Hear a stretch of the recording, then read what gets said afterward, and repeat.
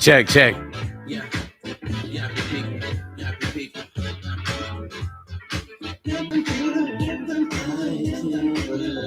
This world around me. It's not the same. Happy people. What's up, CC? I meditate to take my mind away. Take my mind away. Pray for the world in hopes for a better day. Ooh, we are made by. Whoops. I did a whoopsie. We back on, y'all. We gonna get back on. I literally unplugged it. What's up, you guys? Come on in. We're gonna go back to happy people.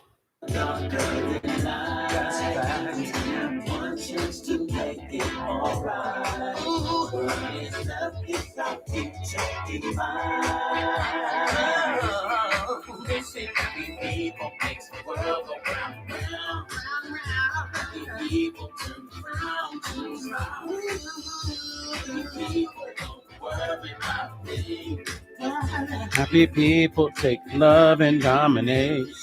They say happy. As you're coming in, you guys, let me know what city you're coming in from. If you're new, let me know where you at. Happy people, let's bring it up. It's that frequency, y'all. We're going to bring it up until we get started.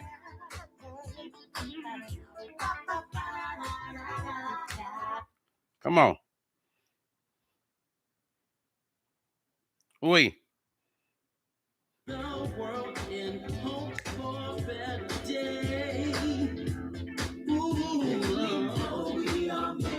Happy people, let's go. Where are my happy people at? Come on. We got to put that frequency into the universe. What's up, CC? What's up, Cambodian Mystique?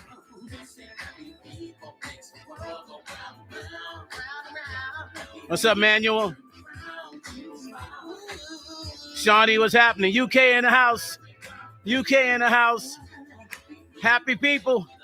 This is for all my happy people. Happy people. Turn a frown into a smile, you guys. Happy people don't worry about a thing. Happy people take love and dominate. Go watch that video. I promise you, it'll hit your soul, man. You'll get up to this song every morning. We just vibing until we get started. Share this live, you guys. Get up and dance. We're going to get up and dance in the beginning. We're going to dance in the end. It's all about those happy people. So they're all about the frequency you put into your life. What's up? That's right. Happy people. Shawnee. Taking off of your face. Okay.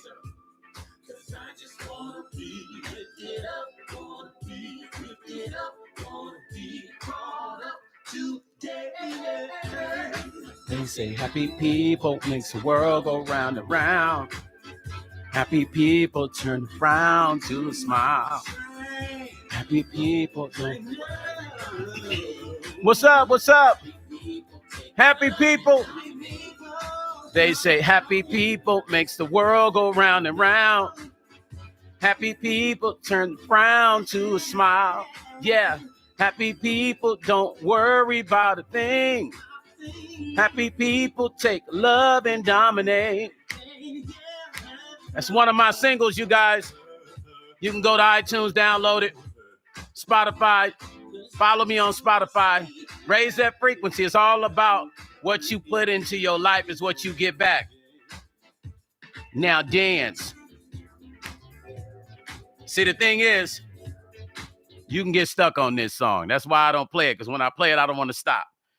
Good afternoon, good morning, good evening. Tennessee's in the house. Yeah, let's give a few shots out before we get started, you guys. Well, the subject today, man, is rather interesting. Let me move this fan back so we don't get too much noise.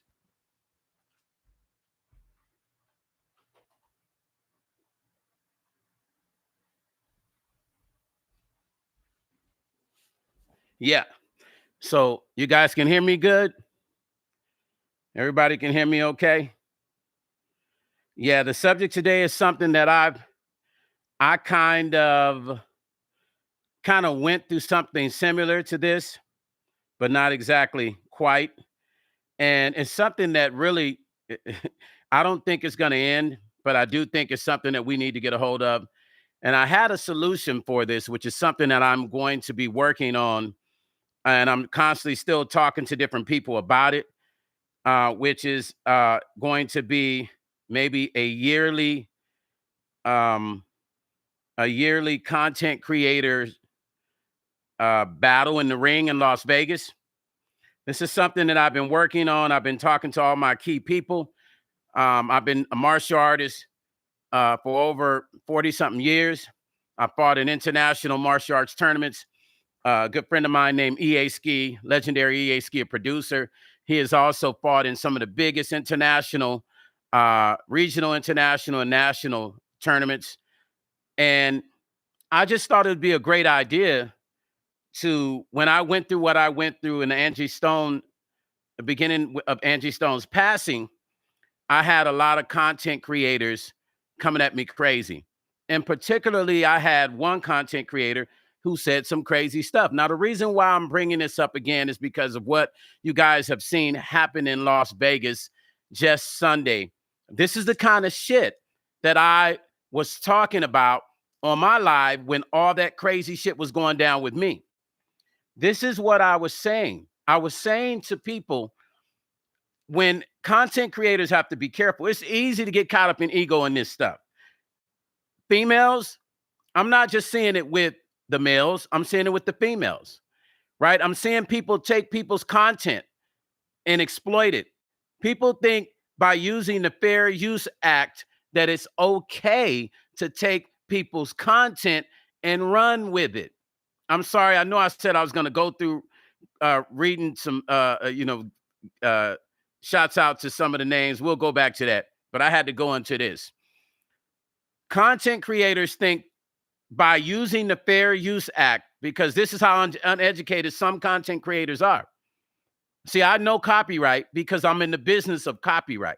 Whenever I create something now, it's my face, my likeness, my voice. That is my content. I could go to anybody's channel that uses my content without my permission and strike their channel. I can do that right now. If I don't do it, it's just because I didn't do it. But just know, if you've had a strike in your channel before, you don't want any more strikes for using other people's likeness, their face.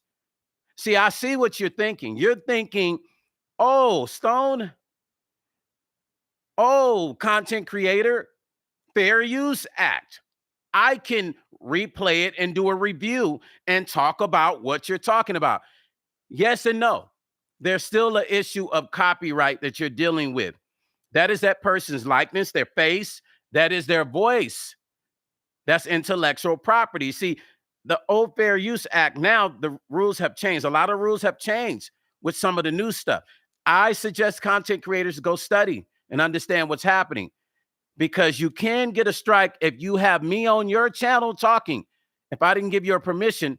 Now, don't get me wrong. If I haven't said anything to certain people, then we cool.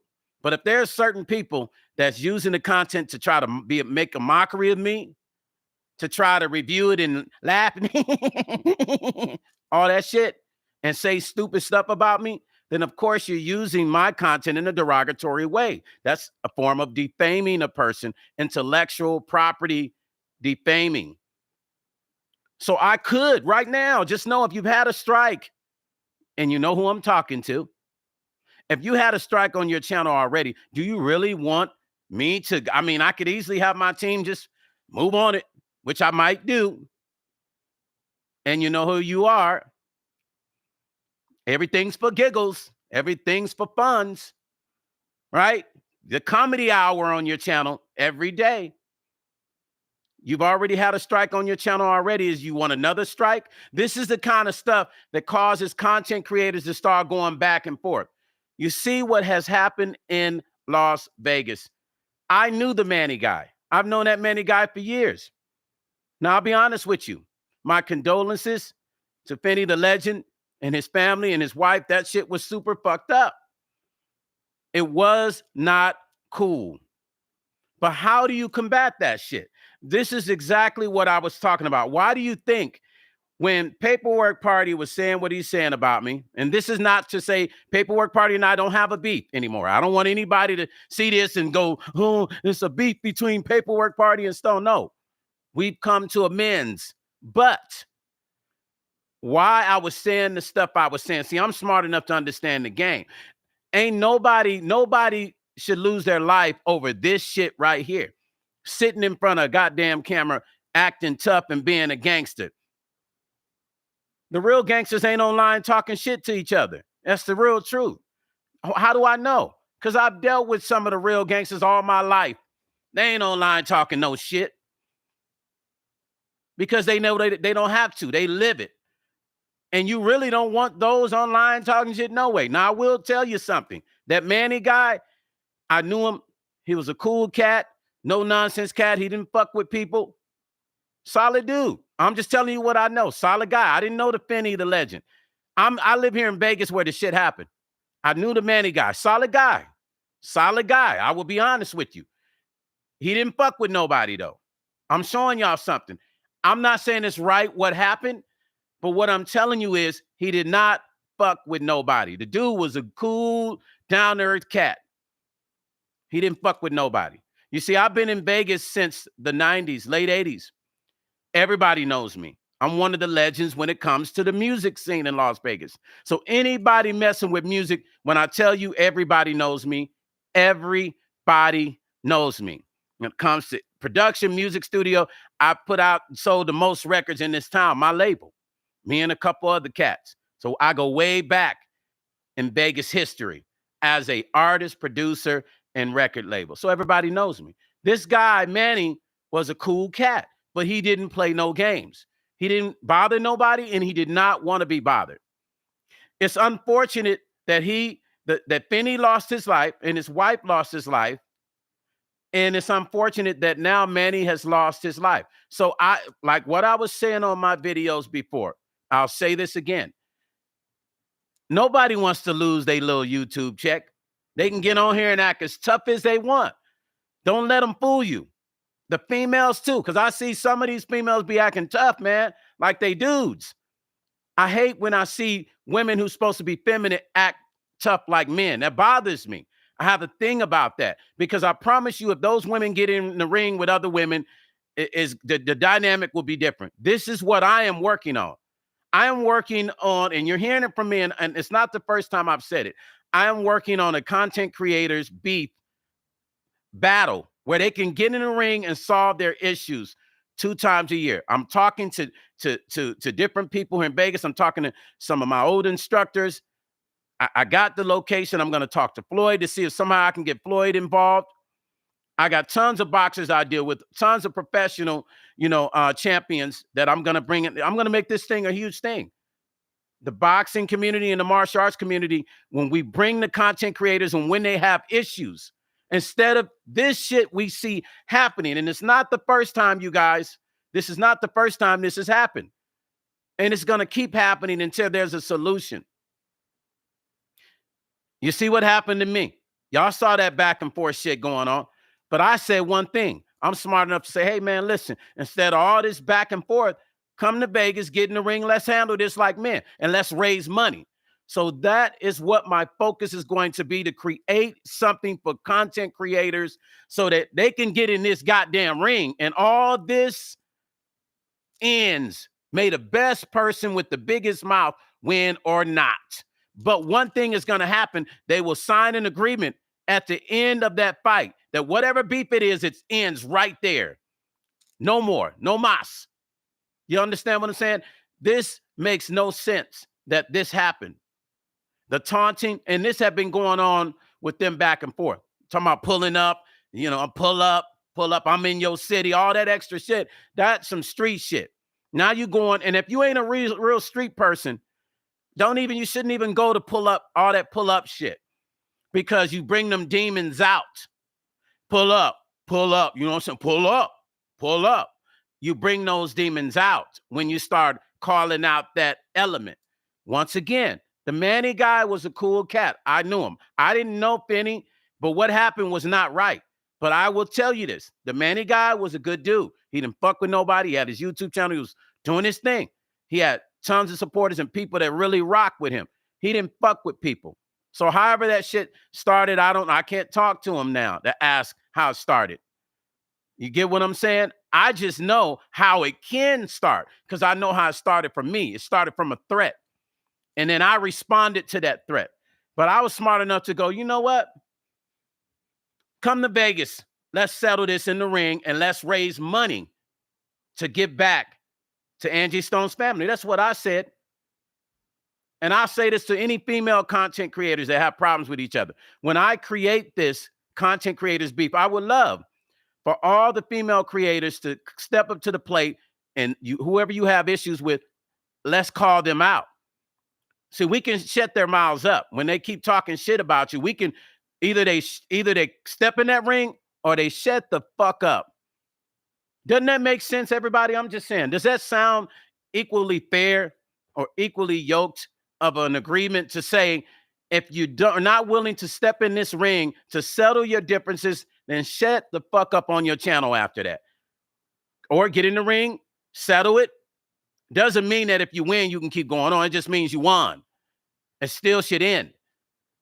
But if you talk all that crap, don't you think a person should be able to come off of that camera and get in that ring and back what they say?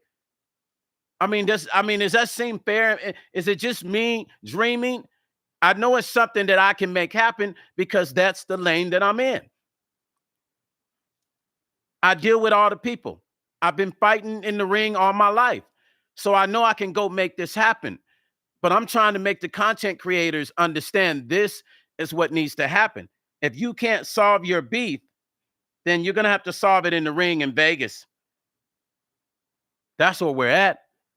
What just happened should not have happened. I'm just in shock with this. Because this is right here in my city. And I knew one of the guys. Extremely bothered by it. I'm extremely bothered by this. Sweet Rain said, I agree. Tessie said, real talk, integrity in action. Camille said, hey, Stone in chat. What's up, Camille? Listen, Elizabeth, thank you. Elizabeth said, no mas. Hey, you guys, I don't have all the answers to this shit. But what I do know is, how do you stop the drama online before it gets out of hand?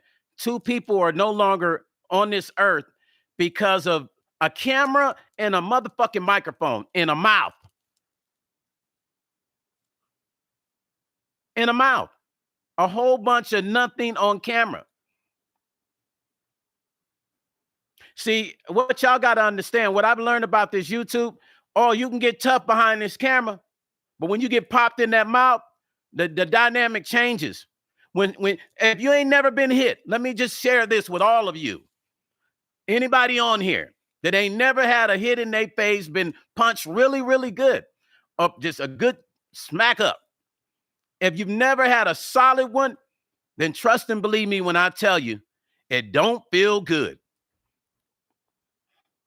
But what it does is it brings a reality to the person. It makes you go, oh, shit. Oh, shit. I just got boom. Oh, shit. So what happens is you see it in the person's eyes. I done been in many, many battles in the ring, and I can always tell with my opponent. And if EA Ski is watching this, my partner, he'll tell you. When you're dealing and when you're in the ring and you're back and forth with your opponent, you can tell when you hit them one time. Excuse me, I got to watch whereas YouTube is so picky. You could tell when you interact with them one time with a jab or a kick. I can see it in their eyes and they can see it in mine. If they've hit me good enough right? It's a look you get as a fighter, as a martial artist, as a person that's been in the ring since I was a kid. It's a look you get when they stung you good, and you can see it in their eyes. And that other person knows if they have an upper hand on it, or if that person's going to have a lion in their situation fight or not. And that's when you know the fight usually turns in the ring. You watch any boxing matches when a guy get a guy real good and that look in his eyes and his whole fight changes. That's how this YouTube shit will be. See, your thing is everybody's tough behind the camera. But once the day that Stone puts on that YouTube beef battle and they get in that ring and they realize this is real, oh, now I done did all the online talking. I done taken people's content and mimicked them and did the comedy parables of them and made fun of them. Now I got to get in this ring. Now all looking around, all the people and the lights in your face, the hot lights, them heavy ass gloves on. Me personally, I like the thin gloves. The gloves we fight in are like 1 inch. Because that way when I solid on you, you feel it. But even the heavier ones, if you ain't never been in the ring, it's a whole nother dynamic. So when you get in that ring and then you realize, oh, I done went from YouTube content creator to now I gotta face this situation that my mouth done created. It will hold every content creator responsible for their mouth. This is gonna be a mission of mine to make happen, you guys. I can't save everything and everybody, but I can create a situation that will at least hold people accountable for getting online, allowing these beefs to turn into what happened here in Las Vegas, Nevada. I still can't believe it. I could have been on that strip just walking by and caught a stray one. Any of you guys could have been in town just enjoying your vacation and caught a stray one and didn't even know what was going on. And if you watch that footage, it's so weird because I'm not sure if I know he was taunting Manny, saying I'm in Vegas. Where y'all asking his people where they at. Tell me where, where should I pull up? And they tell him go to Fremont, go here, go there. So Manny already knew he was coming to Vegas. So Manny had already been talking about what he was gonna do on YouTube. All this stuff played out on YouTube. I think the brother Finney underestimated Manny. Now, because I've been in Vegas all my life and I know the Manny cat, he's a solid dude, but he's a no-nonsense guy. He don't fuck with people like me. He don't mess with nobody, but he's going to turn the shit up if somebody mess with him, and that's what happened. But it didn't have to happen. It did not have to happen. It wasn't even that serious. One of them didn't even have a lot of followers. It wasn't even that serious to even turn this into two people are not even here any longer because of this bullshit internet back and forth, people taking people's content and making fun of them. Why? Like what? I mean, that shit sounds so high school, man. Like, I mean, I get it. I know we have to defend ourselves. I'm not against that. I'm not against, but when you start talking about you're going to unlife somebody, like what happened to me, when you start doing that, talking about unlifing people, and it now turns into another situation that can be a bad situation. When the remark was made about me, about unlifing Stone, there was not one person that was in my comment section saying, hey, that's not cool to say that, y'all. Paperwork. There's nobody said that in the comment section to Paperwork TV. No, I read all the comments later on. All my people were watching his live. And everybody was reporting back to me. There was nobody in the comments saying to him, discouraging him to talk that way. Nobody was saying, bro, don't talk that way. Nobody was saying, Paperwork Party TV, that dude seemed like a cool dude. Don't say you're going to unlife him. That's not cool. I'll tell you something about saying you're going to unlife somebody on live YouTube. Because of the Homeland Security Act, that's considered a threat, and it doesn't change. There's no expiration on a threat like that. If somebody threatens any of you guys and you want to continue to move forward a year from now, you can, because there's no expiration date, especially when it was on video being said. I just want anybody that's going through that really fears their life to understand there's no expiration date on it. If the video was posted, the person said you got a copy of it, there's no expiration date. You can move forward anytime. It's very serious. They passed that act during 9/11. And then also they passed some other laws later. You can't just get online saying you're going to unlife somebody. You can't. That's federal. You can't do that. You really cannot do that. But you can't tell content creators that because they do it every day. They get caught up in their feelings. They talk crazy. People in relationships get caught up in their feelings. They go online, talk crazy about what they're going to do to their significant others. You're going to be held accountable one way or the other. So instead of me allowing it to go to the next level, you know what I said? Because I got tons of cats I rock with, and they're not about to see nothing happen to me. I got some of the rawest cats in the world that I deal with on a high level and on a low level. But I didn't get online mentioning who I was going to send out to Texas when I was being threatened. I could have said all kinds of stuff, but I move in silence. Why? So I called it to the ring. I'm not going to get online and act like a gangster. I'm not a gangster. I'm a musician and I'm a fighter, a martial artist. Yes, that's what I do for real. I'm not a gangster, but now I deal with them real gangster boys now. Yeah, in real life. And they respect me because I've earned it. I didn't pay no money for that. And they're not going to want to see nothing happen to me. I fed a lot of people in my life, and I feed a lot of people now. A lot of people make money because of me. What do you think is going to happen if somebody decides to disrespect somebody that makes a lot of people a lot of money? Think about it. You think they're going to let something happen to that person? No, they're not. But that person can take care of themselves if they want. I'm just smart enough not to allow what we just saw happen in Vegas to happen. You would literally have to, I would have to be in a moment of a situation for something like that to happen. They'd have to be touching my family. It'd have to be on a whole nother level. I don't just move. I'm not going to let my emotions cause me to do what we just saw in Vegas. Thus the reason I said, let's get in that ring. Because this here don't play. You either got that or you don't. Most don't. Most ain't got that thing. They say they do, but you get in that ring and the game is different. This should not have happened. I wish I had caught this before it happened because I actually would have hit Manny and I would have hit that dude and say, hey, man, listen, I'm putting together this content creators beat. Look, why don't we take this to the ring? Y'all can make some money on this and then settle this in a different way. I wish I was paying attention, but I wasn't. I wasn't paying attention to the local content creators. But now I will start doing that because if I got to intercede, I could have possibly interceded and made this into something bigger that could have made them both money. And they would have looked at it and said, oh, man, Stone, that was great, man. Thank you, man. We almost made a mistake and did something I shouldn't have done. I wish I would have spoken to Manny. I wish I would have spoken to Benny the Legend. I wish I had done that because I could have stopped this, possibly at least sparked their minds to think about the actions before it happened because it looked like it had been going for a minute. So if I'd have approached them and said, man, let's get this in the ring, man, let's make this official, bro. Like all this extra online stuff, stop that before it turns into something crazy. I'm speaking on it because it happened to me. And it could have turned into something very, very bad. You guys know that.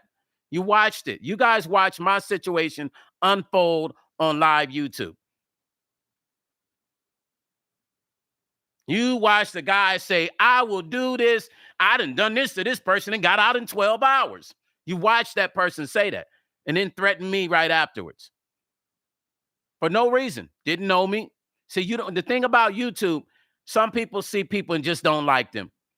Some people see people want to clown them on their look, their hair, their clothes, the glasses, whatever. We know it's jealousy. We know it could be envy. Because other than that, how do you explain why they would even do that? When I talk about somebody, I try to keep it unless they really done some foul stuff, then I'll go in on them because they've earned that. But if you attack a person and has never done anything to you, and you're especially saying you're going to unlife them, then, man, I tell you, man, it's a dangerous situation to be in. Crazy position to be in. You don't want to do that. We will continue to see these, unfortunately, until there is something that gives a reason for it not to happen. I am working on creating that element that stops that by giving a platform for these situations to stop. Y'all been hearing me talk about this. So don't be out there trying to steal my concept. I'm talking about it because it needs to be talked about. Don't you think that would have been a better way? If him and that young man would have been in the ring, we wouldn't even be seeing this. It just bothers me to watch that young lady. She didn't realize, she saw at the last minute, she watched her man pass away, unalive right there. I don't know if she was unsure that that was going to happen to her, but I'm sure as he faced her with the pow pow, I heard her say, "Are you serious?" She realized when he pointed the pow pow that that was it. She realized, oh my God, this is how my life is going to be unlived. This is how my life is going to be unlived right here on the strip. She had to have thought that. He had to have thought it. He probably didn't realize Manny was going to turn up. Don't underestimate people. Manny was telling them on the YouTube. He was telling them. It was, the prop was set. But a lot of people will make themselves, they will convince themselves they're tough. If you ain't ever dealt with a tough person, trust and believe if a person say certain stuff a certain way, if you from the streets, you know by the tone in their voice that is serious. To take it serious. Either you're going to deal with it or you're going to back out. Now, if you ain't going to back out, then you're prepared for what's going to happen. I don't think Finney realized that that was going to go down. A lot of times, you know, brothers might be, you know, so our brothers, man, the black community, we'll turn up and we don't realize that somebody else might turn up a little bit louder than we do. Because we expect, a lot of times black men expect for people to be scared of them. And unfortunately, I hate that this man lost his life. But you got to be careful when you coming at people. And just because the color of your skin, you thinking somebody's supposed to be scared of you. Everybody ain't going to be scared of everybody. And that's a fact. Everybody ain't just going to be like, oh, yeah, man. Okay, I'm scared of you. Oh, everybody ain't going to do that. People ain't playing with people these days, y'all. Y'all better try to piece this shit together. People are not fucking around no more, man. This is the not fucking around period in life right now. But you still got these little peanut heads online playing games. This is the not fucking around period right now in the world. And people are turned all the way up and they proving points and they dealing with the repercussions later. It's a I don't give a fuck situation. They're not thinking about prison right now. They're not thinking about the electric chair. They're thinking about the moment. That's what you got to remember. You got to be careful because people are only in that moment. They're not in 10 years from now. They're not in 20 years from now. They're in that moment. And they don't think about that shit until it's over with. Now, do they want to sit in prison? Hell no. I got a brother that's in prison. He'll be in prison until he's 75 years old. Every time I talk to him, he wishes he can undo that shit. Anybody that's been to prison, all the cats I know, they ain't never had nothing great to say about the shit. Meech and I just spoke to a whole bunch of juvenile kids at a juvenile center here in Vegas. And I asked these kids, what's your 10-year plan? And I asked these kids, how many of you guys I haven't even posted that video. I'll post that video of us, Meech and I, going to speak. I asked these kids, how many of you guys have been here before? And we had 3 different sectors we spoke to him. Meech would be in one room and speak. He would leave. I would go to the other room and speak. I would leave that room. Meech would go to that room and speak. I asked these kids one question. How many of you have been back here? Most of them raised their hands. I said, wow, y'all must like it here. They just put their heads down. I said, why do you keep coming back? I said, is this shit fun here? No. I said, then why do y'all keep coming back? I mean, you haven't learned the first, second, third. You've been back here how many? 8 times? It took you 8 times to figure out this ain't the place to be. I said, well, you know the next place is, it's the big hotel. Oh, they was like, yeah. I said, you ready? Because that's the direction you're going to be going. If we think, like my mom said, 10 times before you do some shit, you will not do it. That came from a woman to a young man. That's the stuff my mom used to spit to me. Son, think 10 times before you do something or say something. And more than likely, if it's not right, you won't do it or you won't say it. That is the model that I've operated with all of my life. People don't think no more. Not just young kids. You got old Negroes doing the same stupid shit, repeating the shit they was repeating when they was young. I only bother people when they bother me. I only defend myself unless I absolutely necessarily have to. And I'm definitely not going to be trying to do no crazy internet stuff. I ain't about to be turning up over. I'm not about to be. What you saw in Vegas, it ain't even that serious. It really is not that serious. That's why this makes no sense, which is why I am on here talking about this today. This shit ain't making no sense, y'all. Like, aren't y'all tired of seeing people being unalived? And just in general, is it fun to watch this shit? Is it fun to see people? Most people don't care about it until it hits home. It's your nephew or your son or your brother or your husband or your wife or whatever. Then we're mad. Then everybody's upset. But before it's happening, nobody does shit to try to stop it. They like seeing people go at each other. Like what was happening with me. People sat back and they was like with their popcorn. They loved that shit. They loved it. I saw it. I saw the comments. I didn't see one person say. Let me tell you something. Y'all want to know the crazy part? When I was being called out, I never saw one person say, hey, man, that's not right, man. Not one. But as soon as I said, let's get in the ring and fight, do you know I had a whole bunch of motherfuckers in my comment section saying, oh, come on, Stone. You guys need to make up. Oh, come on, Stone. What's fighting gonna solve? But did you not realize this person said they were going to unalive me? And nobody defended Stone. Nobody said, damn, that's not right. Stone seemed like a cool dude. Well, both of y'all are black men. Nah, don't do that. They didn't say that to this dude. But they really went in my comment section when I said, I want to fight. I want to get in the ring and let's take this to the ring. There were idiots actually telling me, oh, come on, Stone. Oh, man, y'all 2 black men shouldn't fight. This is stupid stuff. This is how fucked up people's heads are. You could allow somebody to say they can unalive me, but when I come up with a solution to solve the problem, you say to me, I shouldn't do it and we shouldn't fight. Make some sort of understanding because it makes nonsense. If I came up with a solution to solve my problem online by telling that person, look, man, all that tough guy stuff, I ain't trying to hear it. Let's get in the ring. Let's do this for charity. You can keep your money. I'm going to give it to Angie Stone's kids, her son and her daughter. That's who I'm going to give it to. You can take your money and do whatever the fuck you want. But let's get in that ring. All this back and forth, I don't care about that no more. You say you tough, put your hands where your mouth is, right there. And let's go at it. Because I know what I can do. I've done it over and over again in the ring. I don't have no points to prove, but I just know that day it would have went down. It would have been made YouTube history. Because you can't call another man out unless you're willing to step in the ring with that man.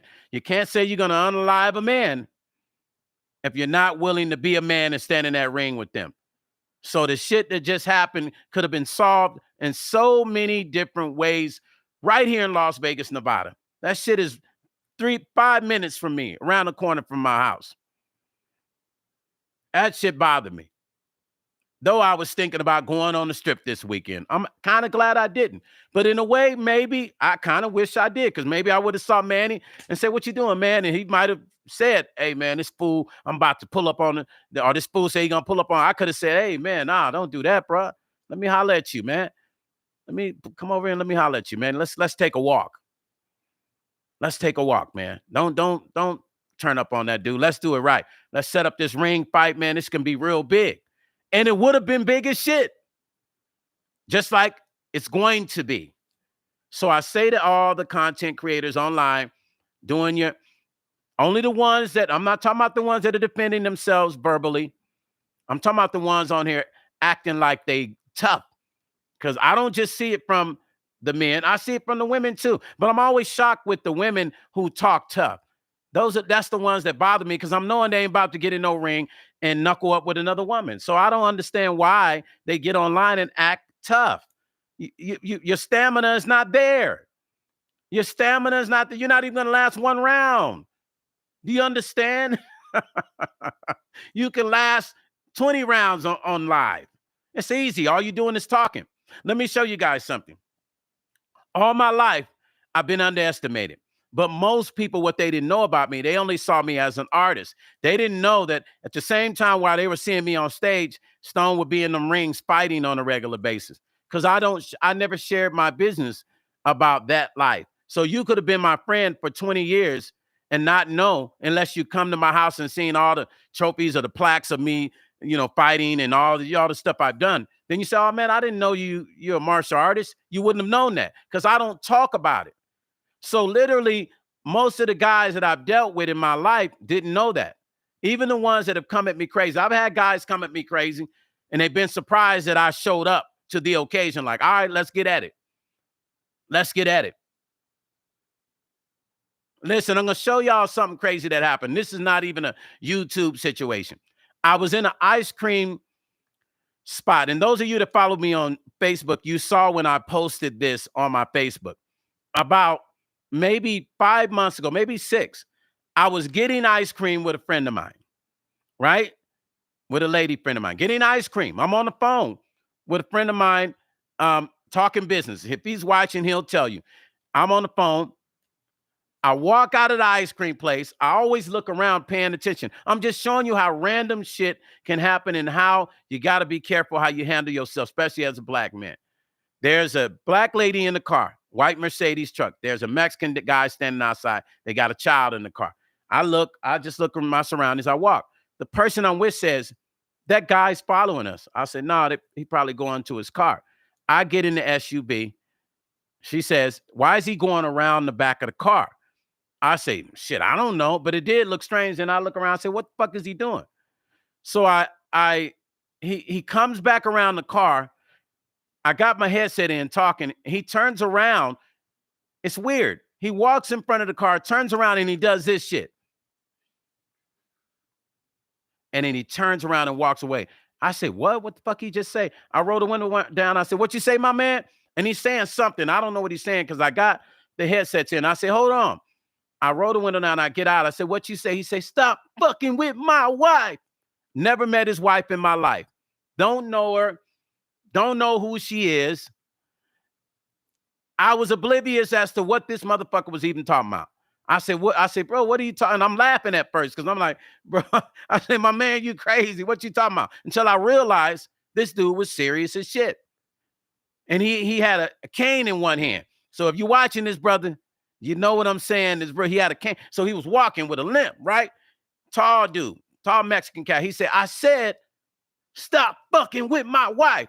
The person I was with said, he don't fuck with people's wives. He said, I ain't talking to you. I said, hey, don't talk to her.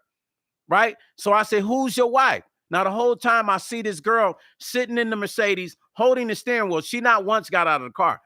The woman I was with was going at him. Now, typically, when women are going at a guy and it's a guy going at them, they girl would get out and go at the woman. Am I correct? That's usually how it goes, right? In scenarios like that. She did not get out the car once.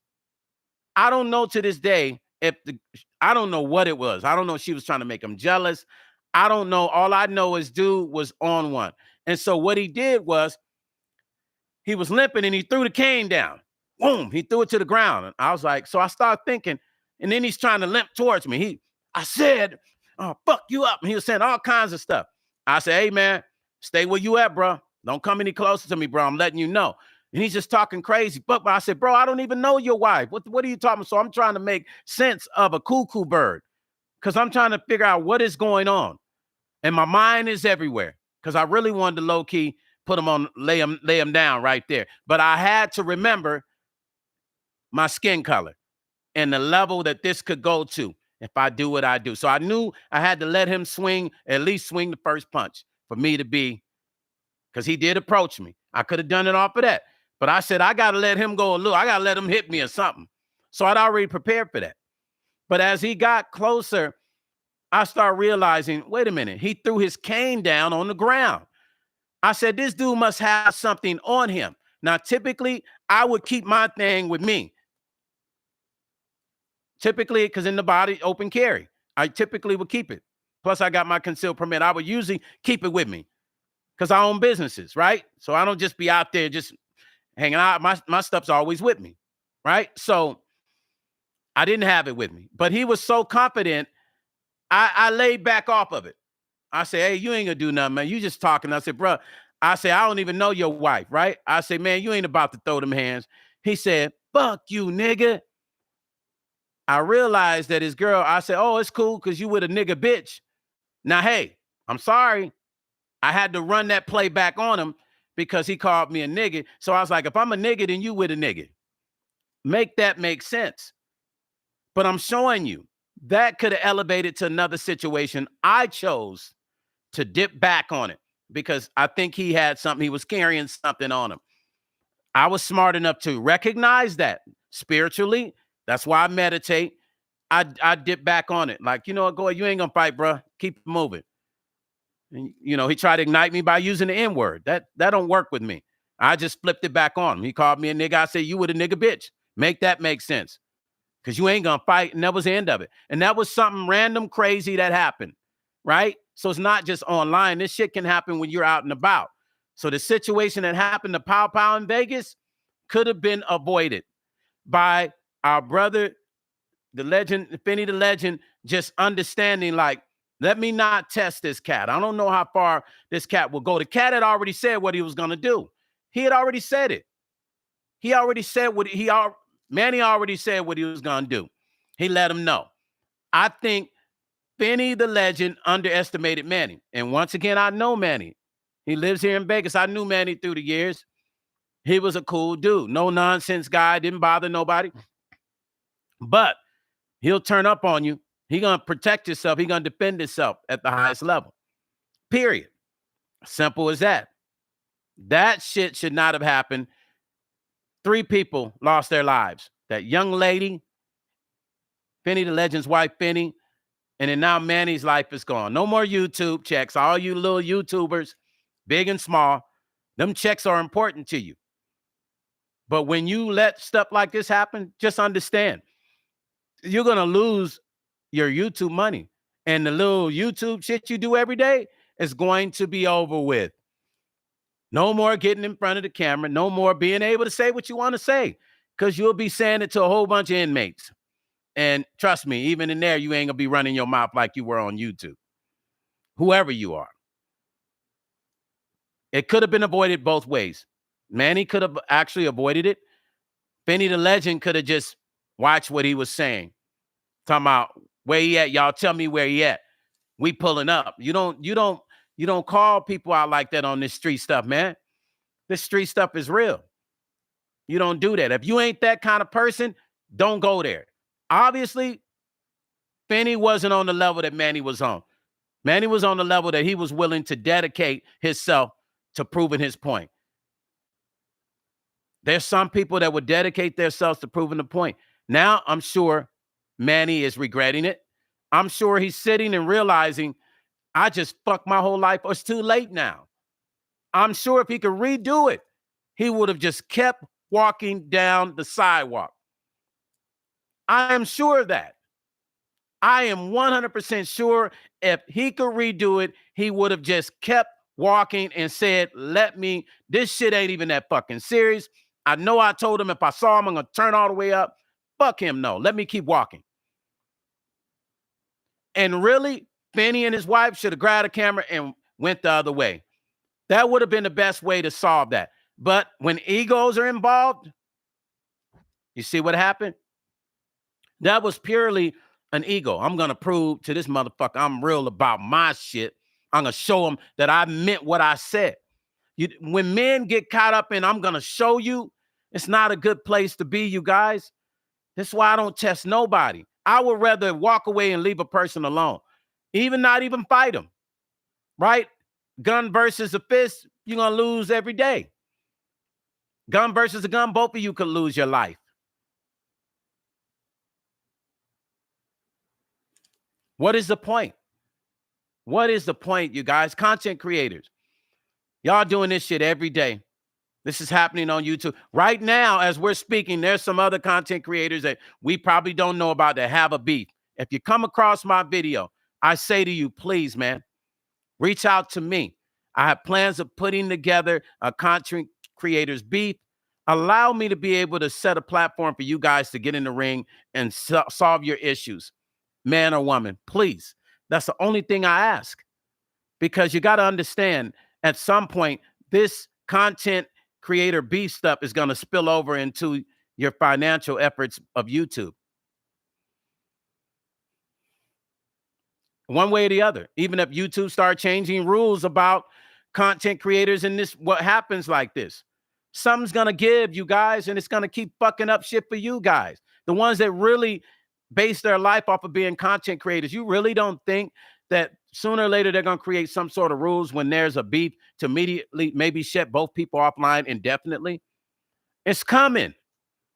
It's coming. This is why you got to get control of it before it affects your living. If this is what you do on a daily, every day to make your living, if this is what you do to make your living, then you're going to figure out how to control it so it doesn't affect you in the long run.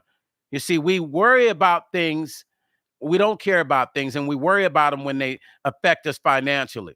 So right now, nobody cares about it. But if YouTube says, for any content creator that has one beef, we're shutting you off and you're never going to have a channel, and every time you put up a new channel, you're going to get shut down. I bet you motherfuckers would be watching their beefs then. I bet you. But these are the things that can happen and probably will in the future. But for the content creators that live off of this, it will affect you financially. If this is what you do for a living, you better start speaking up and stopping other content creators from doing this, because if it affects your pocket, I be seeing people create 2 channels because they be having so many beefs going on. They got to create 2 channels in case one gets shut down. Whenever you see a person creating 2 channels, you know that typically that's a very messy person. And they got to create 2 channels because they're scared that that one is going to get shut down because they keep a lot of shit up. I mean, just think about it. Why would a person, unless you're just creating a channel that's talking about something different, but if you talking about the same shit on all your channels, that means you created a new channel because you're full of a lot of mess. And you know that eventually when your channel gets shut down, you need another place for your fans to go. So you act like you don't care. I don't care. I got another channel. If I get shut down, y'all go over to channel 2. That's the game hustle. When, like, if you're doing everything right, you wouldn't even have 2 channels. It'd be 1 channel because you know you're not going to be out here doing no foul stuff to get shut down. CNN News don't have 2 channels. I mean, they have a channel about, like, they might have like CNN News Live, and they might have another, but they ain't doing it because, hey, in case we get shut down, we need a second channel. I've seen a lot of content creators, big ones, that have 1 channel. And if they have another channel, it's because they might be doing something different that's different than what they're talking about over there. But I've also seen a lot of content creators that are messy have 2 or 3 different channels. And I know why. It just tells me that you're messy. Let me go into these comments and read some of these comments, you guys. Let's check out these comments.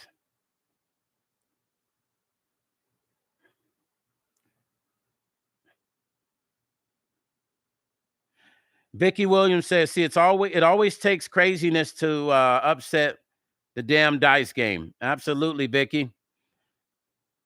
Hello, Auntie Mickey. Ty Do said, YouTube most definitely about to come down on this. It makes them look bad. Absolutely, Ty.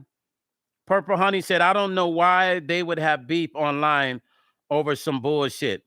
Purple Honey, let me tell you, I'm going to tell you something deep. I don't know if you watched the whole situation, and I'll read some more comments of what happened to me. When Angie Stone passed, Purple, I'll make sure I say it right. Hold on. Purple Honey 73. When Angie passed, there was a content creator by the name of Paperwork Party TV. He went on his live. He talked crazy about me. Said he was going to unalive me on live YouTube. So I'm going to say to you, Purple Honey, I don't know why people would do it either, but I also don't know why a person would threaten to unalive somebody that they've never had any issues with in the street or in general in their whole life. But that happened to me. Now, what if I had really taken that for face value? I took it serious because no man should ever tell another man that he's going to unalive him. So I took it serious, right? I took it serious. But I didn't allow it to control me. But it was fucked up for somebody to say that. So this is how it starts, just like that.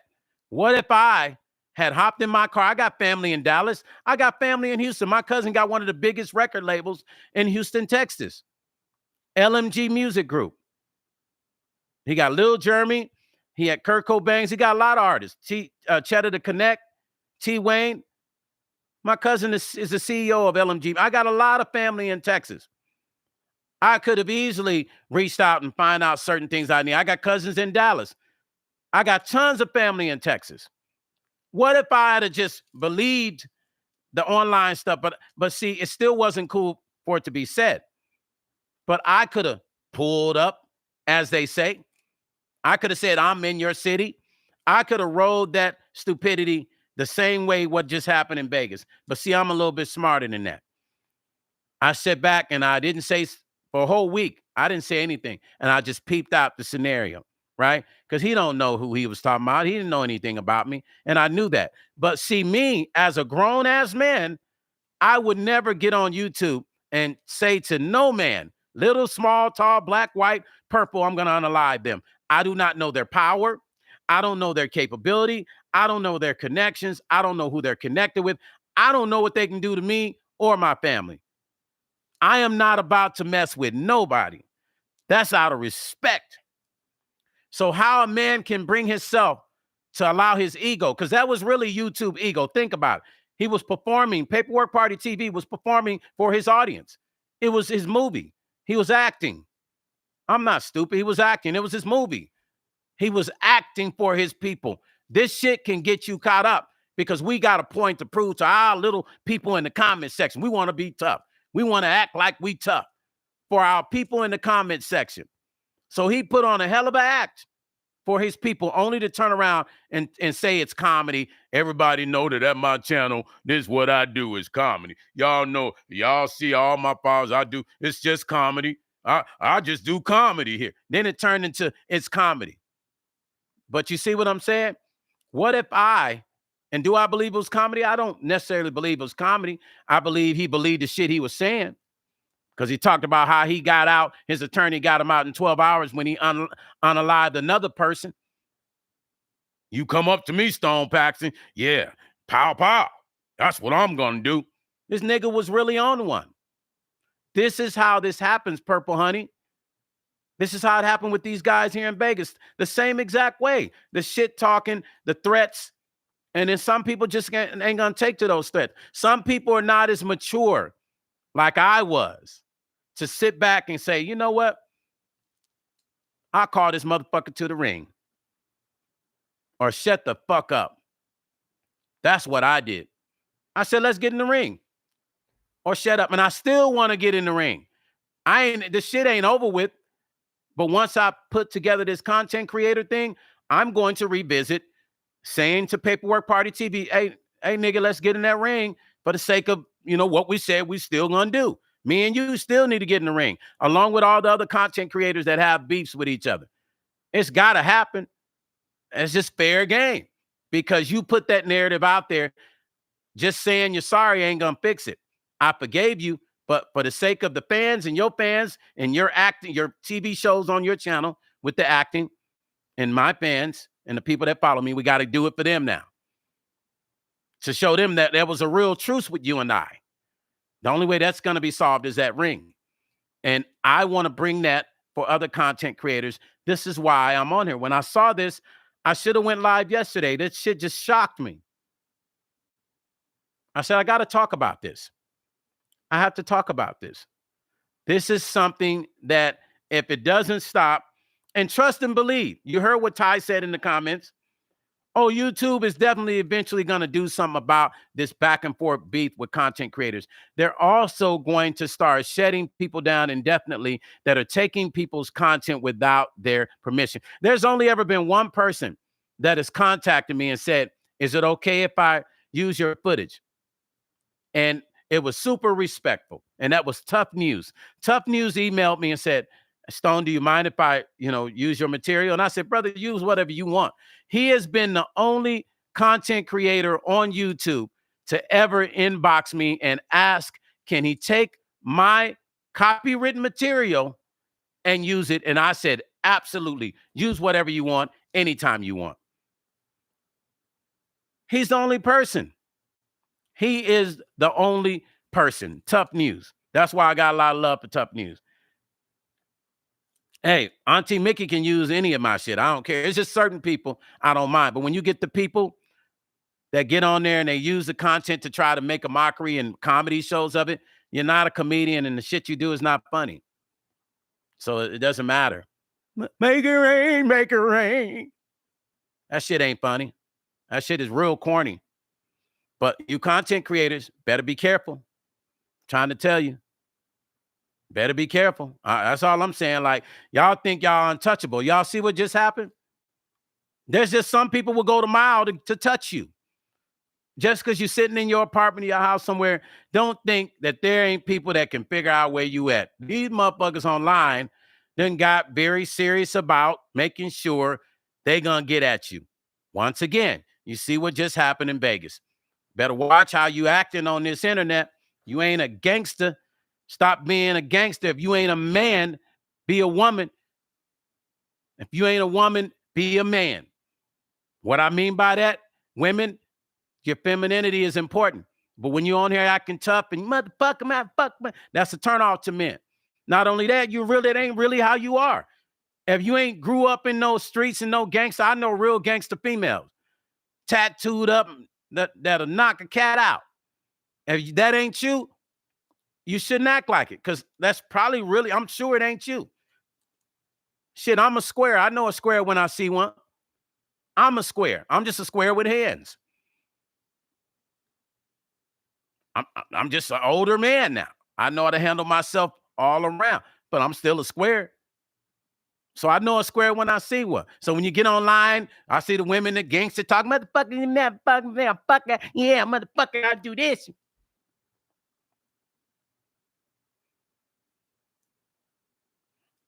The corny phrases you're using, all the corny phrases only funny to you and your little corny ass motherfuckers in your comment section.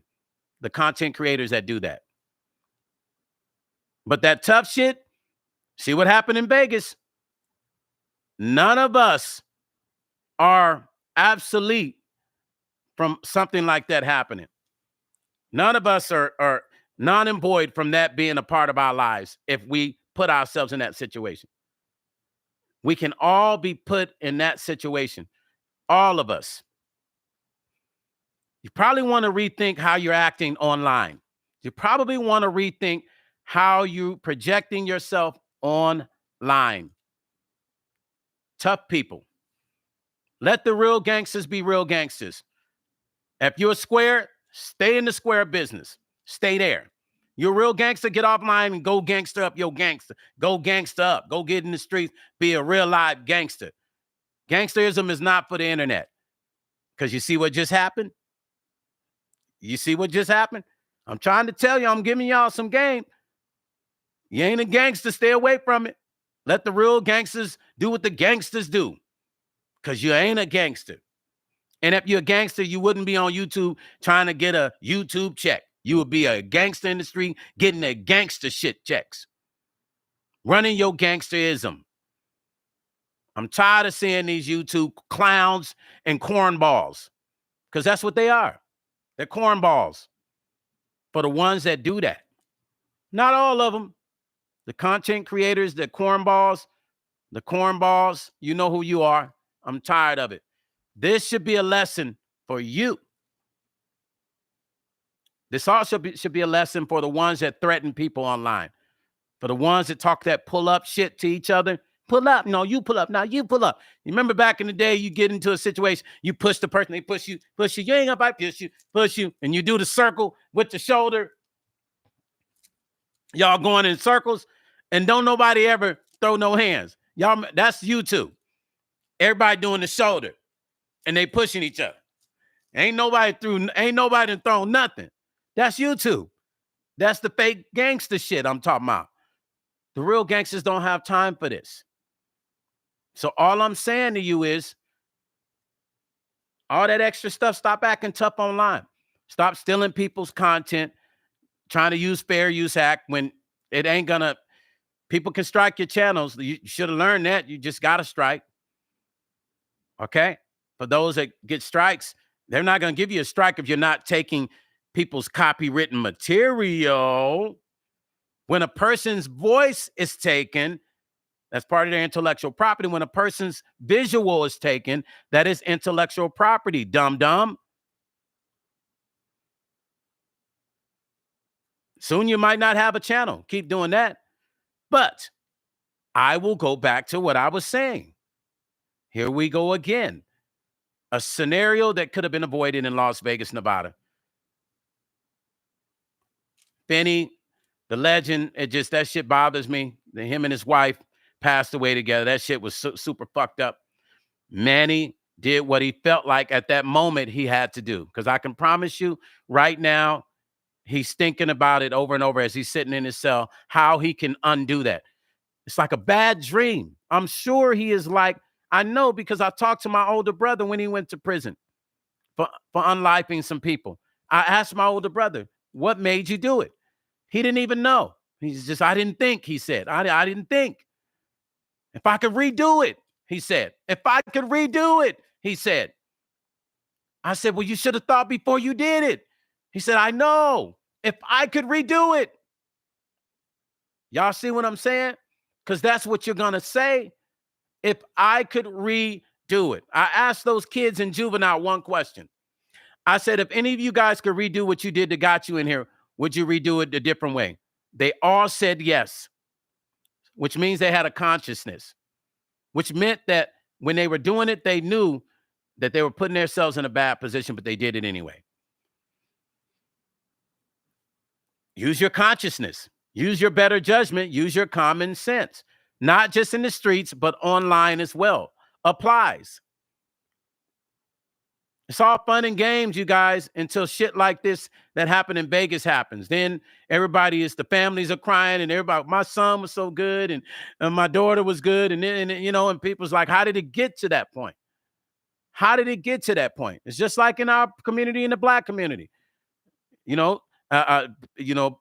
Black folks will unalive each other and nobody even knows who did it. You had police ask you, yeah, we don't know. We didn't see nothing. I just saw a shadow.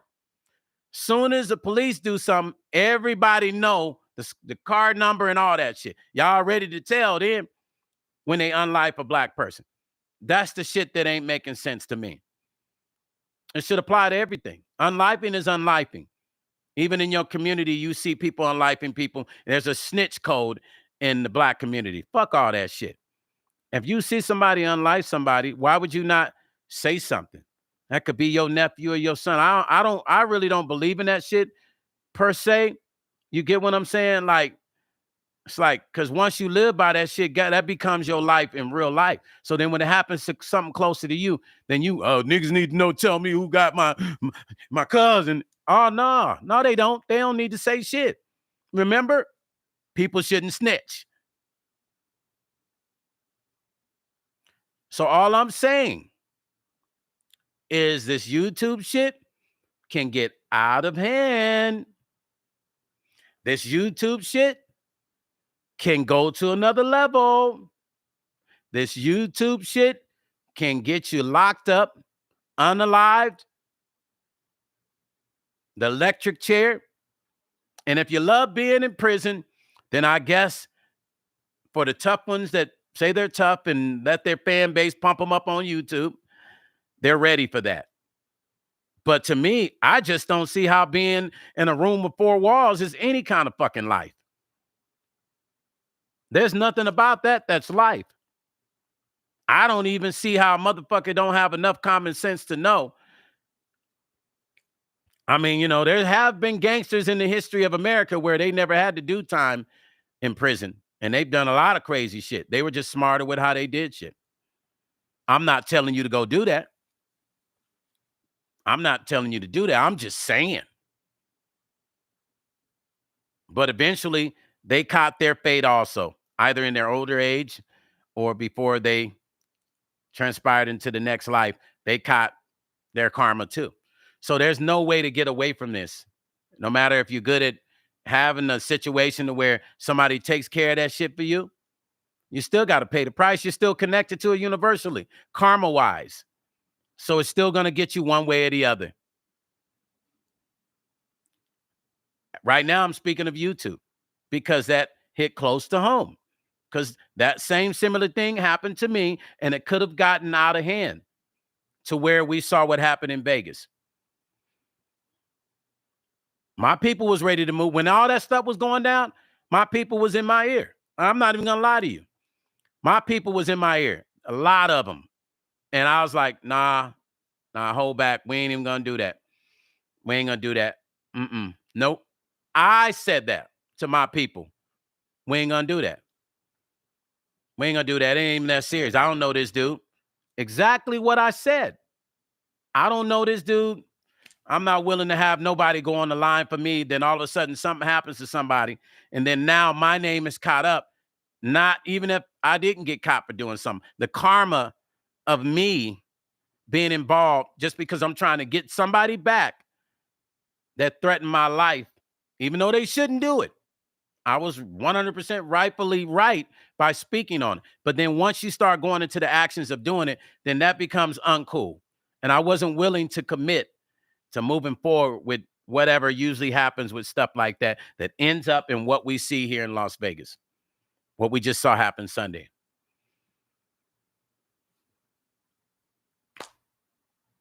I'm just saying,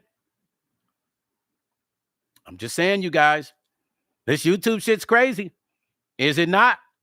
Did you guys think that somebody would ever go on the strip and do that shit in front of a whole bunch of people over YouTube? Had you even imagined something like that would happen? I never imagined somebody would just go from YouTube, like, I'm gonna catch a person on the strip, and I don't care if nobody watching. And we're gonna do it on YouTube Live. Would you have imagined somebody would even do that? Because I never even thought. I was like, damn, that's just crazy. It doesn't even seem real. Even when I watch the video, it seems totally unreal. Doesn't even seem real. But this is what happens when we allow content creation to take control of us, and we become obsessed with this YouTube world as a content creator. I'm going to read some of these comments right now. Let's read some of these comments. Okay, hold on.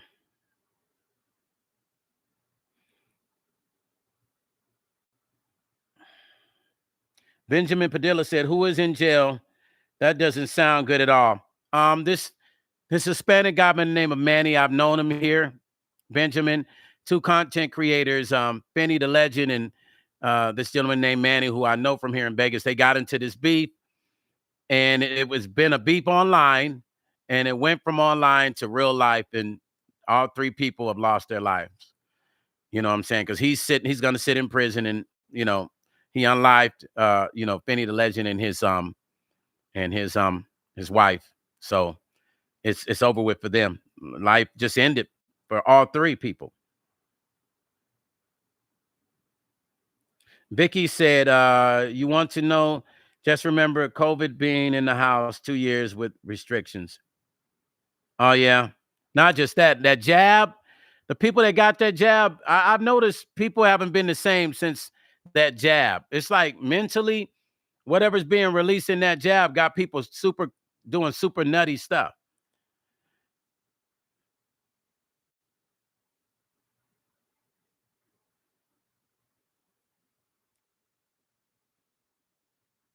I'm looking at some of the things you guys are saying.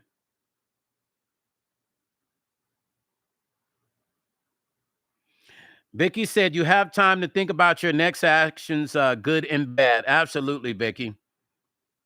Felice said, right, I'm just running my carrier service business and post about my OTR drive or something. Oh, I guess you guys are talking to everybody's talking to everybody. Yes, Sarge, man, so bad for the families, man. This is so sad, man. This is sad, man. You know, Gonzalez said there's also a rash of black truckers who are disappearing completely or ending on life. Yeah, Gonzalez, that's something I talked about the other day. I was talking about it a little. I'm going to talk about that too because that is strange. I mean, it's a lot of strange stuff going on right now, you guys, and we have to share this knowledge because we could save the next person that's possibly about to go through whatever they're going through, or even a driver, a truck driver who might not know this stuff is happening, but most of them do. I sent something to a friend of mine who's a truck driver the other day, and he didn't even know it when they were talking about the serial unlivers who, and they were saying how many truck drivers might be the serial unlivers, and it was like up around 80%. I'm like, what?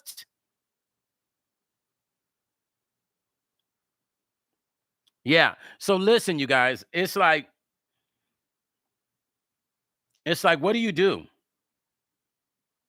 Auntie Mickey said, I read about that, C. Gonzalez, and they pass this off as self. Yeah, and that's the bullshit. And I was just talking about this on my other live the other day when um I was talking about not the soldiers, but I was talking about something else. And I mentioned about the truck drivers. Yeah, they're saying, that's always a thing. When black people pass away, it's we unalived ourselves. So this is why black people need to get online and do a disclaimer. And I'm saying to you guys, and I'm not gonna say because I feel like if a person puts that out there, but y'all know me, I love life, right? So it's almost like black men have to do disclaimers about how they feel about life, so that if something happens to them, they won't be able to use the narrative. Oh, they were depressed and they just didn't want to be here. Hey, listen, I love life. I love people. I love sharing knowledge, right? So every black man should get online and share that with people and talk about them. Listen, if anything happens to me, they need to say that because they're using a narrative. They did it to themselves. We found a sock, right? That's the narrative now. They're doing it to themselves.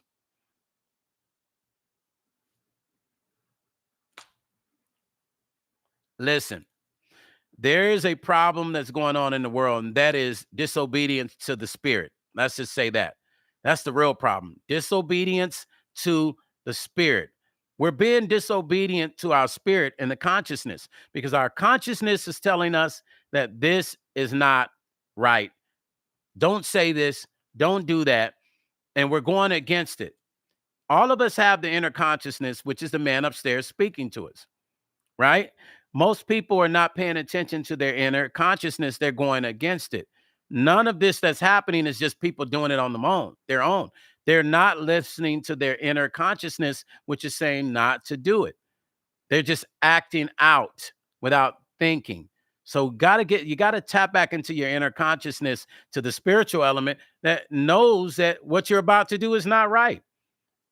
That is the reasoning. Your reasoning is your spiritual consciousness. Tap back into it. Benjamin said, I've already stepped back from watching many of the shows. So many creators with their own issues. I will rock here, though. You keep it real and like the no BS approach, Stone. Yet you're kind too. Thank you, brother. Brother Benjamin. Look, I appreciate you for that, brother Benjamin, because as you know, as men and women, none of us are perfect. But if I can get on here and speak from a place of honesty and a place of peace and a place of understanding, then I have no other points to prove because I'm not trying to give you shock value. I'm just trying to give you truth. Because when we all go to bed at night, We lay down and we all look at the ceiling and we wonder what our next move is going to be tomorrow and the day after. We wonder what is in our future. We all do this. Think about what I'm saying. We all lay down and try to figure out what our future is going to be, what we're going to do, what's our next move. That's our consciousness. Even the baddest people lay down and do this at night. That's what you have to tap back into. Those are the things that you got to tap back into, and you have to live by that. And that's going to be the guide, because that's the godly element in all of us. The godly element will keep us tapped into the real. Tap into your godly element and you'll make less mistakes. Tap into your godly element and you will make sure you watch what you say to people. You're not going to try to hurt nobody, because you're going to hold yourself responsible, because your consciousness is treating you with sincerity. Your consciousness is talking to you. We just don't listen.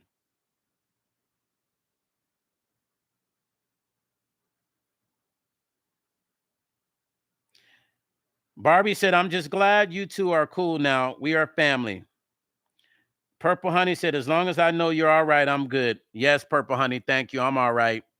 And Barbara, yes, I'll be honest with you, Barbara. I'm glad Paperwork and I did come to a conclusion, which was a good one. And it didn't end up like a Vegas situation. It could have, but I'm glad it didn't. And I'm glad that we, through that crazy stuff, I was able to be a man first and foremost, and not allow that to take me to the next level. And then he was able to catch himself. He tapped into his consciousness. That's what he did. He tapped into his consciousness. He was like, wait a minute, this shit ain't making sense. He tapped into his consciousness, and I'm glad he did, because there's no reason for any men to be going at it about the internet. There's no reason any black men especially should be going at each other about a microphone, a camera, and people hyping you up online for what? For what? I almost said nobody's getting checks for this, but in actuality, they are. Almost lied about that one, but people getting checks for the bullshit. Barbara said, Stone, you know who is going to see this content? Who's going to see this, Barbara? Hello, Holly. What's happening, Holly? Holly, I haven't seen you here in a minute, I don't think.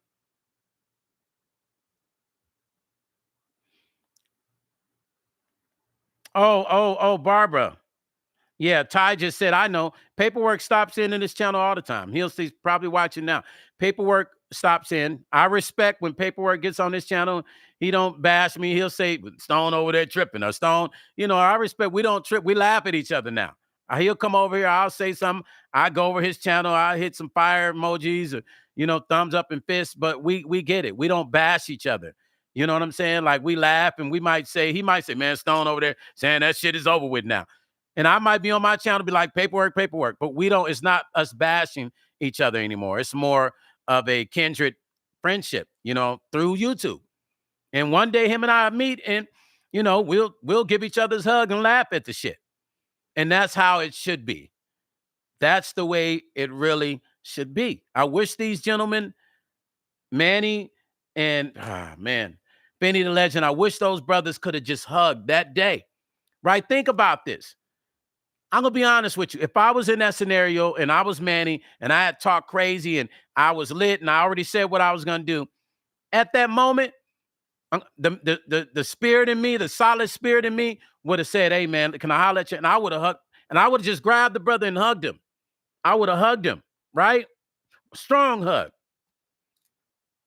right? Let me get that hug, man. Hey, man, I love you, man. That's what I would have done. And it would have ended. It would have been over with right there. It would have been done right there. Think about it. You grab him and just give him that hug. Man, I love you, man. Listen, man, I know we've been at it online. I love you, man. I love you, man. Let's stop this shit. It could have ended right there with one hug. I've done it before in the real world. I've had to hug cats to let them know, neutralize it. Sometimes you gotta just hug. Sometimes men just gotta shut their motherfucking mouths and just hug each other, man. When I was young, Whenever my brothers and sisters used to do crazy shit, right? My mom used to make us hug each other and say you're sorry and say you love them. Holly, thank you for you guys give a warm welcome to Holly for becoming a member of Stone Paxton Music and Life blog. Holly, thank you. We appreciate you, Holly. Please give her a welcome to Stone Paxton Music and Life, you guys. To Holly Mayersky. Holly Mayersky became a member of Stone Paxton Music and Life. Please give her a hug. Give her a welcome to Stone Paxton Music and Life, you guys. Listen, I would have, if I was Manny, I would have went up to my brother, Benny the Legend, and just hugged him. But dig this. Even Benny could have done that. Benny could say, hey, man, listen, I just wanted to end the day. No problems, man. I know this is over with. I know it's already happened, you guys, but let's play rewind for a moment. Let's play rewind for a moment, you guys, okay? Let's play rewind. If we go back and rewind, if Benny had seen him, already knowing that he had said what he said, like, I'm looking for him, y'all tell me where I need to pull up, I would have said, because the words they had weren't positive words. So you got to remember about the first word that comes out of your mouth. But if Benny had said, hey, Manny, hey, bro, I'm just here for peace, man. That's a neutralizing word, right? Or Manny has said, hey, man, listen, bro, I don't want no problems. Let's stop this shit today. And they just hugged each other, a solid-ass 1970 hug, right? When men used to hug back in the day. Y'all know what I'm saying. My brothers on it. Women, if you don't know, y'all know. My OG ladies know. Y'all done seen the uncles argue with each other and they get that strong ass, that hug where it turns them and they turn each other around and laugh. And if they had given that hug, man, listen, this is it. They would have been good.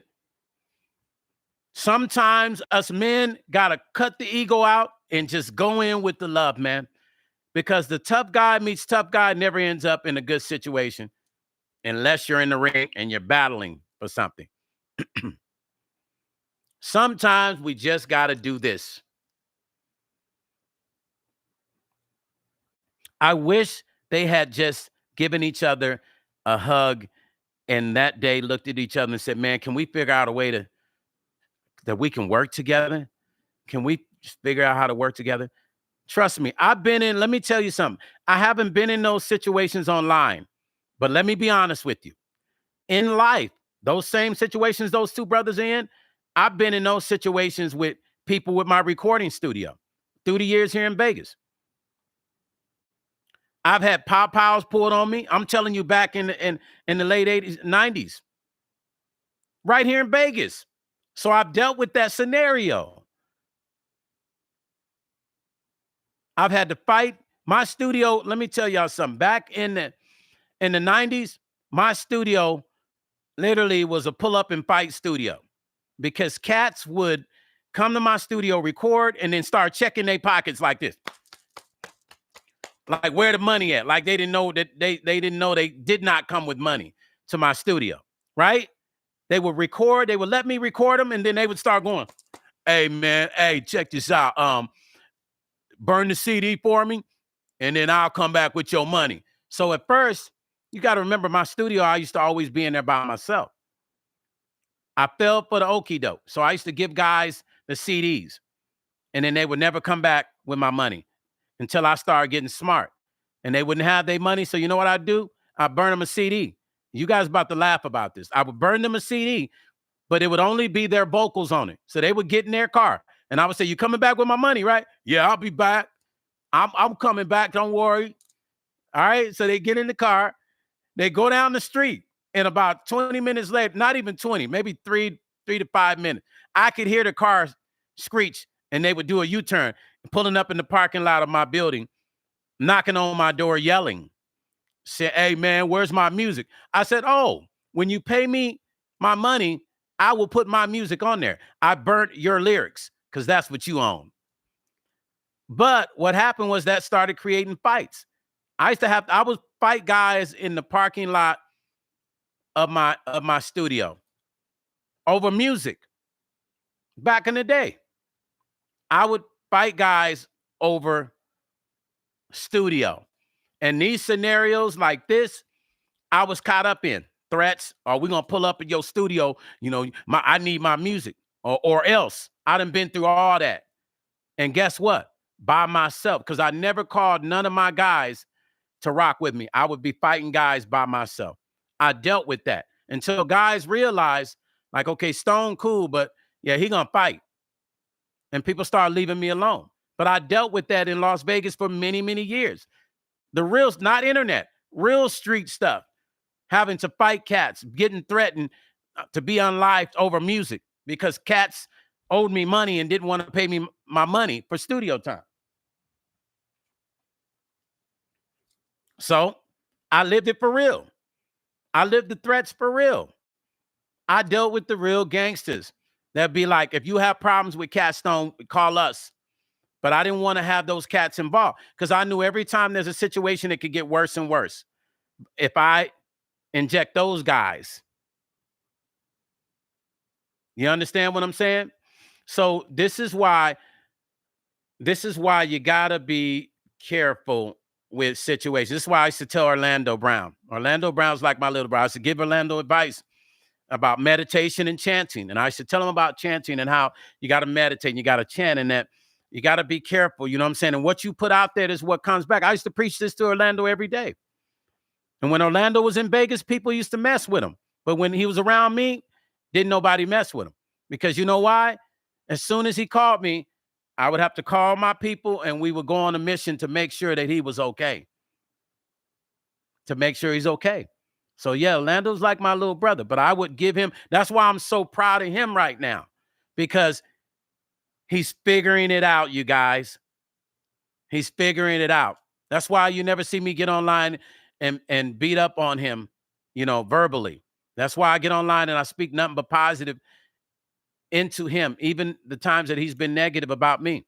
I speak positive into his life. And now he has figured it out. I'm super proud of him. And I text him and said, I love you, little brother, and I'm proud of you. I love everything you do and keep going. But he's now remembering all those words that I would speak to him. All those things. What if I was a different person when he was around me? What if I was turned up all the time? And come on, Orlando, let's go act crazy. I'm going to act crazy too. What if I was like it, but I wasn't? When Orlando was around me, it was always positive. Chanting. All the time chanting. He would watch me at home chanting all the time. Chanting, positive stuff. Number positive. When I opened up my building, my lounge, Orlando was there helping me lay the flooring. He was with me, helping me lay the flooring to my building, the wood floor. The first day we laid the first wood in my lounge in Las Vegas, Orlando was with me. And I love him like a little brother, but I'm super proud of him. This is somebody that is now understanding the power that they have. And if you notice how he's been moving now, he has been moving differently because he's now figured it out. And I pray to God every day that he continues to grow in the right way, because that's real power. And I'm proud of him and I love him, man.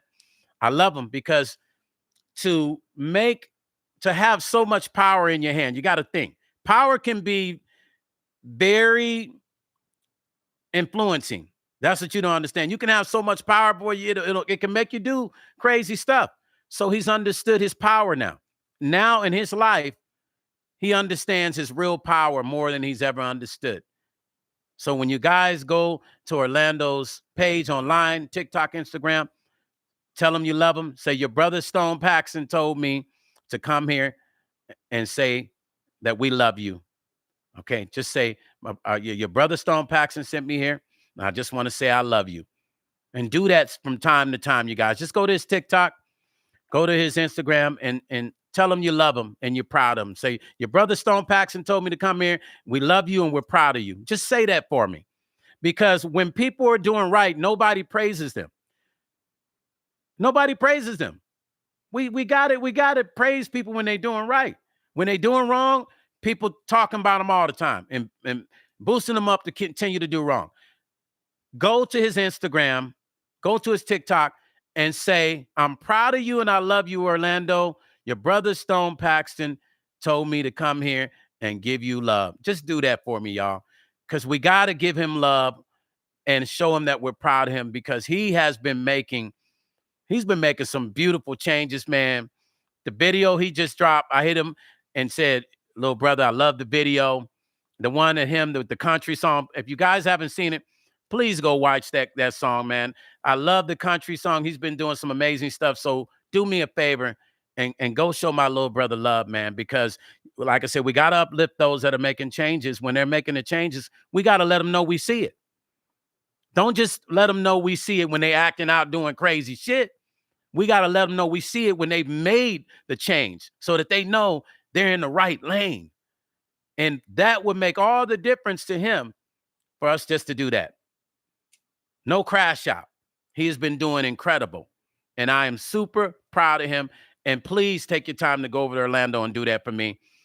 Tell him you're proud of him. Say your brother Stone Paxton sent me. You know what I'm saying? And I'm proud of you. And I love the video. And go watch the video if you guys haven't seen it. But please go and give him some love, man, because I'm proud of him. And I want all you guys to see the changes that he has made spiritually. Him and the family, they're looking beautiful. And he's doing some incredible stuff, you guys. He's in a transformation that I've never seen. So I got to acknowledge it. And I love him, man. And I want you guys to just see what he's doing. If you haven't noticed, just go pay attention, because he's made some sweet changes. Let me read a few more comments, you guys. Let me see.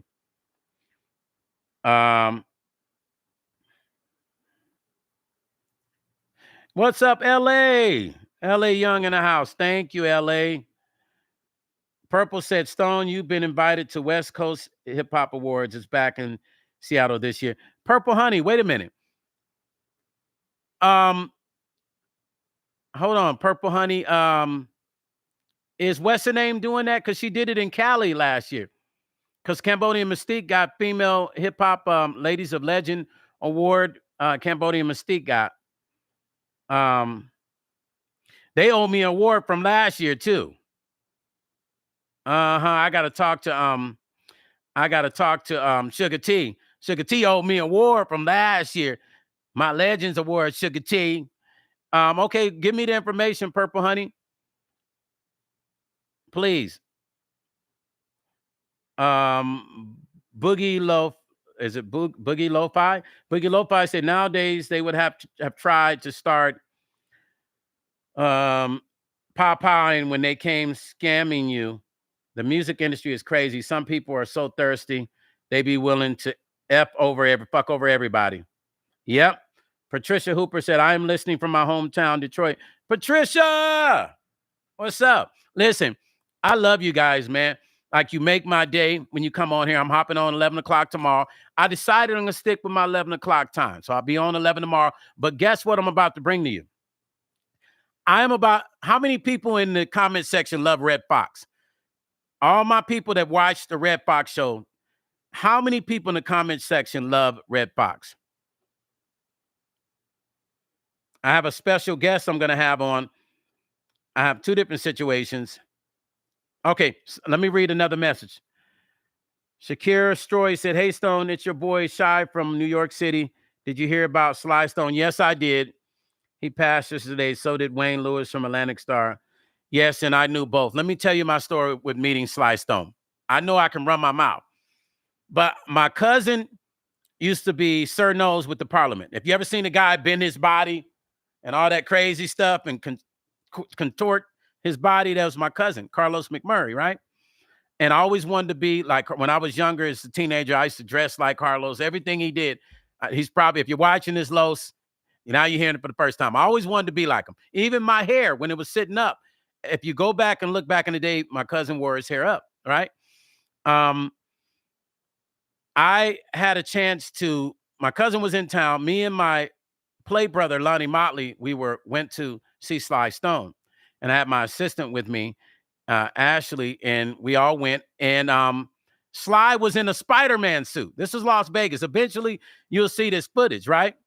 He was in a Spider-Man suit. And he went on stage. I think this is when Sly first started back performing in general, because he hadn't performed at all. But he came out on stage in a Spider-Man suit. in Vegas at the, oh God, I don't know if it's wasn't the Bellagio. It's next to the Rio. I can't even remember what it is. House of Blues. He came out on stage in a Spider-Man suit, and it was crazy. We was hanging out backstage. I was talking to him, and that's where my friendship with Sly Stone began. So here's the crazy part. So they were booking me to perform in New York. So I remember when the gentleman Norbert Brown Jr., which is a Cicely Tyson Center in New York City, he contacted me about 3 years ago, and he said, "I've been watching you through the years. I'm going to be doing a series of shows. You remind me of Sly Stone meets Rick James meets Prince." He said, "When I listen to your music, it reminds me of all those combined. But you remind me of the modern day Sly Stone." And I laughed at that because I said, "Well, I know Mr. Sly, and I picked Mr. Sly's brain through the years about music and stuff like that." So, yes, condolences to Sly Stone, and condolences to our brother from Atlantic Star. You guys, we send our love to the families. But I've had opportunity to be around and work with some super legends, man, and I'm proud of that. But listen, to get back to what I was saying, and I'm definitely going to do a drop for Sly Stone. We're going to do a drop of that. But let me tell you what I have coming. So we're going to be interviewing Red Fox, first artist that was signed to his record label, Fox Records. I don't know if it's going to be Friday or Saturday, but his name is Gene Anderson, a.k.a. Poo Poo Man. Now, y'all might laugh at the name. You guys might laugh at the name, but the Poo Poo Man came from, if you know anybody, he's also a former member of the parliament, and the P-Funk All-Stars. The P-Funk All-Stars, they always have them crazy names. So Poo Poo Man as in funky, right? So we're going to interview him. We're going to talk about his history and being a part of even being part of starting the whole hip hop sector as an OG. We're going to talk to him about that, his time with Red Fox, what it was like being signed to Red Fox record label as the first artist, him performing with Red Fox in town, just all the incredible stories he has, and touring with George Clinton. We're going to be interviewing him. You'll see me do the post. I'll post it either on the shorts or I'll do a post. You might want to keep checking back because for some reason YouTube doesn't always show the alerts. So when I post that we're going to do the show, I'll preset it. So when you see it, just check back on my channel to hit and follow it that you're going to watch it, so I know how many people are going to be there. It's going to be either Friday or Saturday. We're going to do that. I'm also going to be interviewing the Gap Band 2, the legacy of the Gap Band, the Wilson brothers. We're going to interview them on the legacy of the Gap Band and what's going on with the family estate and some crazy shit happening, you guys. So exclusive interview with Charlie Wilson's nephews, Gap Band 2. And we're going to talk to them about the legacy, the touring, the music, what's happening with the family estate, because they're currently in court dealing with shit with the estate. And we're going to talk to the brothers about that. I don't know if that one's going to be on Saturday or Sunday. I'm working out the times with them. But listen, I love you guys, man. You guys have been so solid. Sweet Rain said, "I want you to speak on working with Mr. Rick James, God rest." I will speak on working with the Rick James Stone City Band. And because Rick passed away, so we'll speak on that. We'll speak a little bit on that too. But I'll let you know when we're gonna do that, because I'm actually gonna have the fellas back on the channel. So maybe when I have them back on the channel, we'll do that. Because I'm gonna have Levi, I'm gonna have Lannis and Nate. We'll have all three of them here, and then we'll talk about Rick, because that way we'll have everybody here, and the stories will be more compelling with everybody here. How about that, Rain? That'll be even better. That'll give you a better swag, Sweet Rain. We're going to have the whole band here, and we'll talk about all that. But I'll let you know the date on that. Brother Timothy, brother, I've been waiting for that email. Hit me up when you can. I appreciate you. I'm about to log off. But before I log off, we got to turn the frequency up. We got to do some happy people. We're going to end on happy people. I want y'all to stand up, and I want you to dance, man. This channel is about high frequency and keeping love, peace, integrity, companionship, honor, and integrity. That's what we're about here. Stone Paxton Music and Life Vlog. Let's get it started. Happy people. We're going to end on happy people, y'all. We're going to begin and end every time with my song, Happy People. And listen, I will have CC put the link to this song in here. And if you ain't seen the video as well, we're going to put the iTunes link, the Spotify link. Follow me on Spotify. But if you haven't seen the video as well, it's here on YouTube. Happy people, here we go. Yo.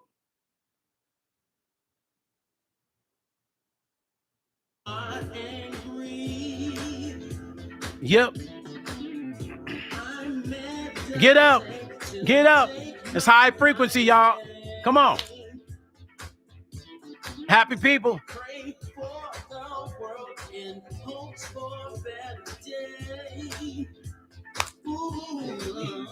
We are made by design. Get up. Come on. Y'all ain't doing nothing. Get up out y'all seat.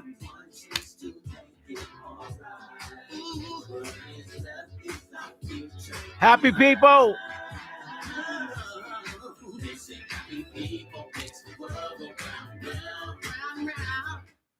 Come on. Y'all ain't singing. I got to have y'all singing. Y'all got to get into it. Here we go. Let's do it again. Happy people. Here we go. Get up. Get up. Come on. Come on.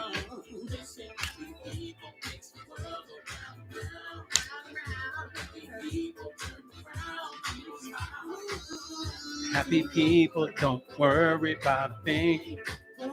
Happy people take love and dominate.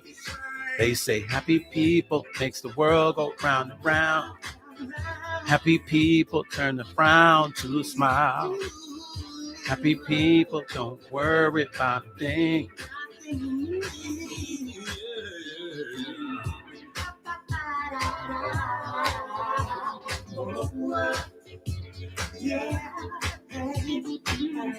Ba, ba, ba, da.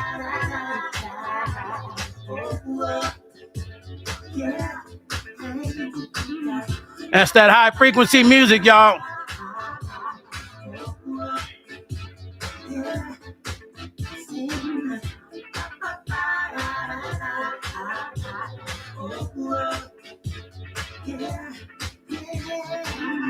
Happy people today ain't nothing like a smile taking off of your face. This song was my dedication to Sly Stone when I first wrote it.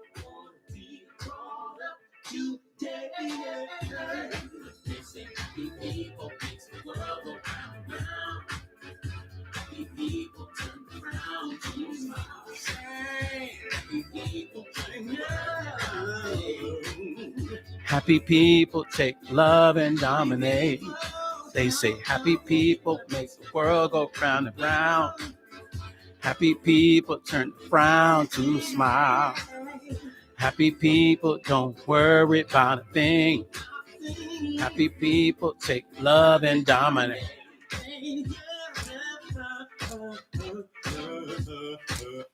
Y'all don't know nothing about that. Listen, Stone Paxton Music and Life, that's that modern funk. You know what I'm saying? It's weird because a DJ, one of the biggest DJs in Europe, when they were breaking my record in the UK, he told me that my music had the same energy as Rick James. And that was an honor. I was like, really? He was like, yeah, you had that same energy. You have that same, I can't describe it. So we're all about that high frequency here, you guys. Thank you for tuning in. I'll catch you tomorrow at 11. If I do come on tonight, it'll be more of a surprise, but I will see you 11 a.m. Manana tomorrow. Peace and love, blessings, and content creators. Be careful. Operate in peace. I will be creating that content creators beef in the ring in Las Vegas. And when I do, I sure hope that I get all of you guys jump on board with the support so we can keep the peace. Peace and love, Stone Paxton, and I'm out.